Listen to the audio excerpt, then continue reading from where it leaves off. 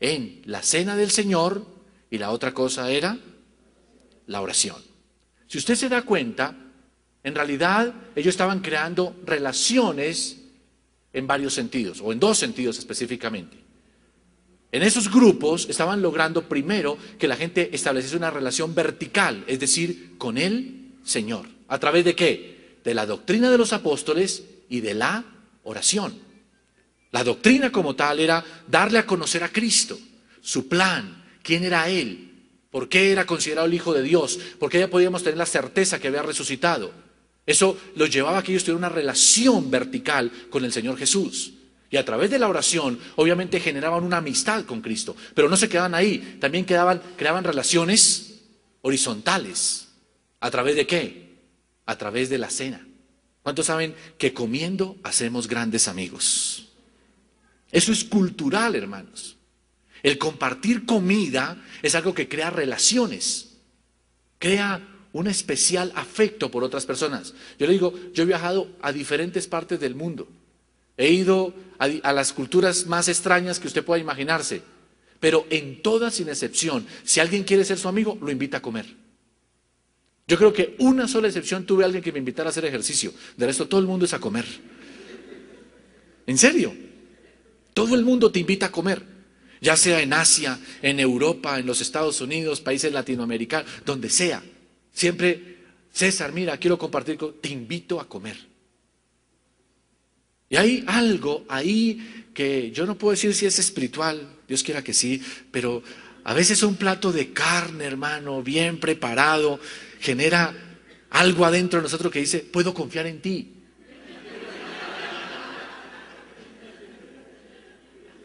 Me caes bien, nos podemos llevar juntos. Y la iglesia primitiva, guiada por el Espíritu Santo, comprendió que a los recién convertidos no les daba un espacio de relaciones, de verdadera amistad. En realidad ellos nunca iban a afirmarse en el Señor. Porque a veces lo que realmente nos hace quedar en un lugar es las relaciones que nosotros podamos crear. Entonces, ¿ellos qué hacían? Tenían la cena. Nosotros yo sé que ahora enseñamos que la cena del Señor era una cosa y la cena que ellos tenían como comida era otra cosa. En verdad era una sola cosa.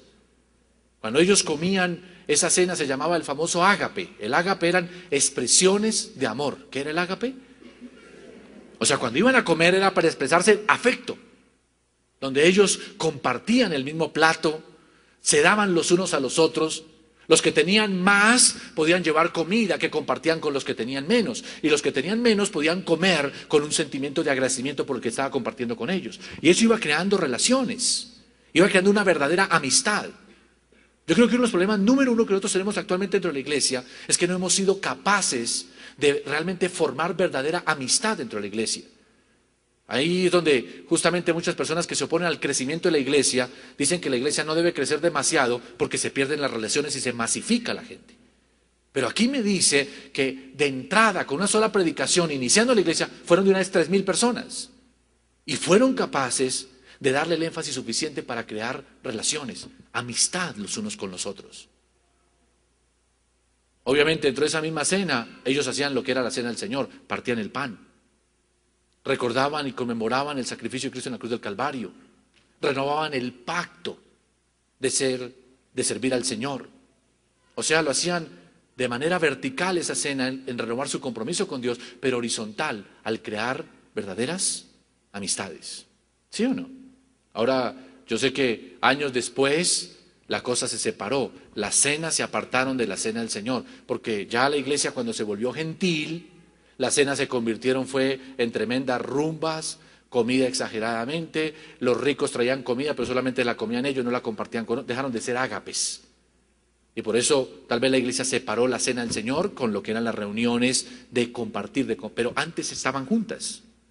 Y ahí ellos compartían tanto su comunión con el Señor como la comunión con los unos, con los otros. Pero es importante que reflexionen en la palabra comunión. Porque era el otro aspecto en la relación horizontal. Comunión era común unión, o sea, los unía algo que era el querer servir al Señor, el querer conocerlo. ¿A usted no le ha pasado que, por ejemplo, uno puede estar en el país más extraño del mundo, donde no conoce a nadie, Pero usted conoce una persona, usted empieza como a sondear qué tanto puede confiar en ella. Pero si le dice, yo soy cristiano, ¿cuántos saben que automáticamente todo cambia? Ya uno como que siente un hermano. Hay una persona que está buscando lo mismo que yo, cree en el mismo Señor que yo creo, conoce la misma Biblia que yo conozco. Inmediatamente crean una comunión, es decir, algo los identifica. Entonces, cuando ellos comenzaron a conformar este tipo de grupos, tenían una visión unida. Tenían algo que los identificaba mutuamente. Podían ser empresarios, artesanos, militares, simplemente obreros o lo que fuese, pero automáticamente decía, juntos creemos en Cristo. Eso los ponía en una comunión.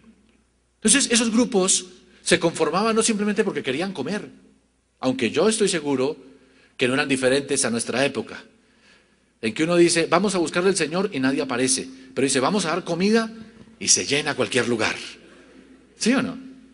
Entonces, muchos de ellos iban allá, obviamente porque iban a comer, porque iban a tener amistades, pero su objetivo primordial, su visión final era, vamos a conocer al Señor Jesús y vamos a aprender a vivir conforme a lo que Él mandó. Por eso, la gran comisión va más allá de traigan gente a la iglesia. La gran comisión va más allá de simplemente prediquen o repartan unos tratados. La gran comisión dice, id y haced discípulos. ¿Qué era un discípulo? Alguien que seguía las enseñanzas de Jesús. Pero ese hacer discípulo iba más allá de simplemente transmitir información. Dice, id y haced discípulos enseñándoles que guarden todas las cosas que yo he mandado.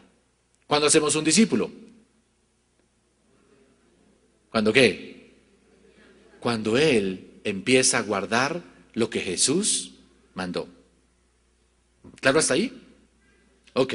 Entonces, eso es lo que nos dice, es que esa es la forma bíblica de realmente nosotros cumplir con la gran comisión. De salir como Pedro, bajo la unción del Espíritu Santo, producto de estar conectado con Dios y dar una palabra de Dios. Como resultado de dar esa palabra de Dios, personas van a ser tocadas por el Espíritu Santo y van a querer añadirse a la iglesia. Pero la iglesia tiene que asumir la responsabilidad entonces de qué va a hacer para poder hacer que estas personas sigan caminando con el Señor hasta que comiencen a guardar lo que el Señor mandó.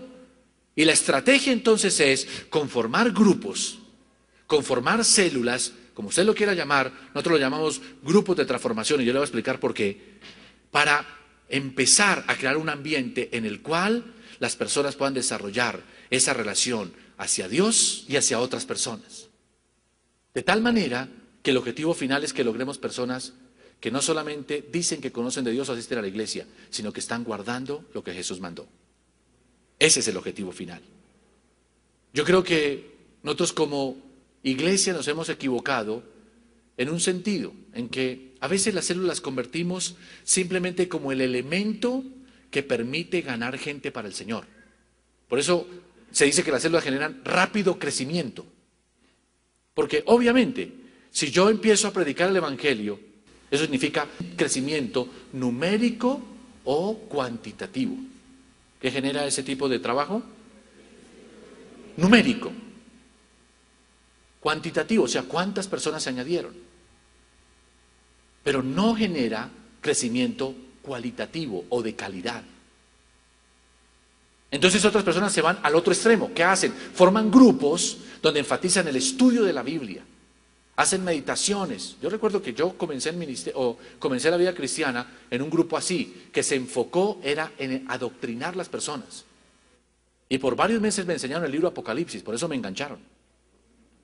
Me encantaba a mí, yo no entendía Apocalipsis, me encantaba el Apocalipsis. Y cuando esa persona empezó a enseñar Apocalipsis, por varios meses estuvo enseñando Apocalipsis y yo no faltaba una reunión. Pero nunca hablamos de ganar a otros, de ser luz en la tierra. Armamos como un club de intelectuales de Apocalipsis. Entonces crecíamos en calidad porque conocíamos la Escritura, conocíamos la palabra, pero no estábamos ganando a otros para Cristo. Entonces esos dos extremos son muchas veces negativos. El hecho de solamente generar ingreso de personas a la iglesia sin la calidad del discipulado, entonces nos quedamos a mitad de camino. Generamos buenas relaciones horizontales, pero fallamos en las verticales. Pero cuando creamos una relación vertical, profundidad en la palabra, oración, pero fallamos en ir y compartir a otros y añadir a otros, entonces fallamos en las relaciones horizontales.